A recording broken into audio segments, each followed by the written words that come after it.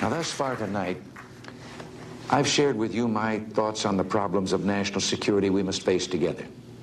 My predecessors in the Oval Office have appeared before you on other occasions to describe the threat posed by Soviet power and to propose steps to address that threat.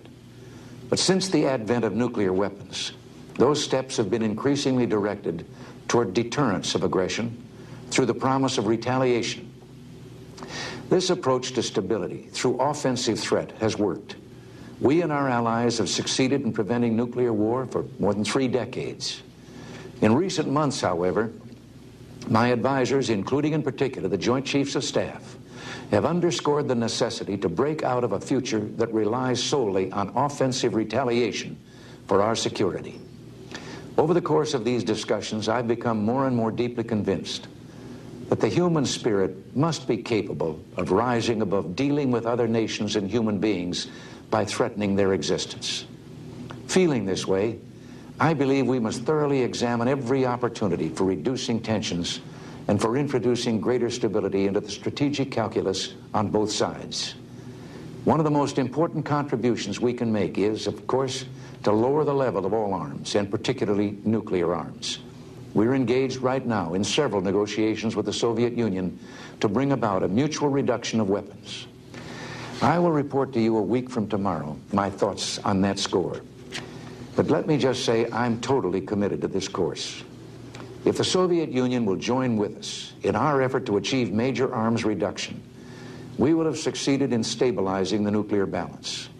Nevertheless, it will still be necessary to rely on the specter of retaliation, on mutual threat. And that's a sad commentary on the human condition. Wouldn't it be better to save lives than to avenge them? Are we not capable of demonstrating our peaceful intentions by applying all our abilities and our ingenuity to achieving a truly lasting stability? I think we are. Indeed, we must. After careful consultation with my advisors, including the Joint Chiefs of Staff, I believe there is a way. Let me share with you a vision of the future which offers hope. It is that we embark on a program to counter the awesome Soviet missile threat with measures that are defensive. Let us turn to the very strengths in technology that spawned our great industrial base and that have given us the quality of life we enjoy today.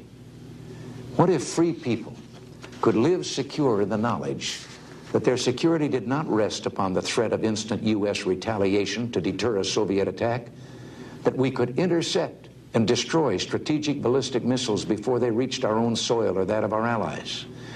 I know this is a formidable technical task, one that may not be accomplished before the end of this century. Yet current technology has attained a level of sophistication where it's reasonable for us to begin this effort. It will take years, probably decades of effort on many fronts. There will be failures and setbacks, just as there will be successes and breakthroughs. And as we proceed, we must remain constant in preserving the nuclear deterrent and maintaining a solid capability for flexible response. But isn't it worth every investment necessary to free the world from the threat of nuclear war? We know it is. In the meantime, we will continue to pursue real reductions in nuclear arms, negotiating from a position of strength that can be ensured only by modernizing our strategic forces. At the same time, we must take steps to reduce the risk of a conventional military conflict escalating to nuclear war by improving our non-nuclear capabilities. America does possess now the technologies to attain very significant improvements in the effectiveness of our conventional non-nuclear forces. Proceeding boldly with these new technologies, we can significantly reduce any incentive that the Soviet Union may have to threaten attack against the United States or its allies. As we pursue our goal of defensive technologies, we recognize that our allies rely upon our strategic offensive power to deter attacks against them. Their vital interests and ours are inextricably linked. Their safety and ours are one, and no change in technology can or will alter that reality. We must and shall continue to honor our commitments. I clearly recognize that defensive systems have limitations and raise certain problems and ambiguities. If paired with offensive systems, they can be viewed as fostering an aggressive policy. and no one wants that. But with these considerations firmly in mind, I call upon the scientific community in our country, those who gave us nuclear weapons, to turn their great talents now to the cause of mankind and world peace, to give us the means of rendering these nuclear weapons impotent and obsolete. Tonight, consistent with our obligations under the ABM Treaty and recognizing the need for closer consultation with our allies, I'm taking an important first step. I am directing a comprehensive and intensive effort to define a long-term research and development program to begin to achieve our ultimate goal of eliminating the threat posed by strategic nuclear missiles. This could pave the way for arms control measures to eliminate the weapons themselves. We seek neither military superiority nor political advantage.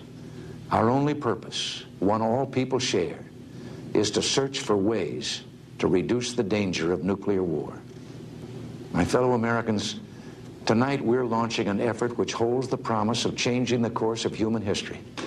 There will be risks, and results take time, but I believe we can do it.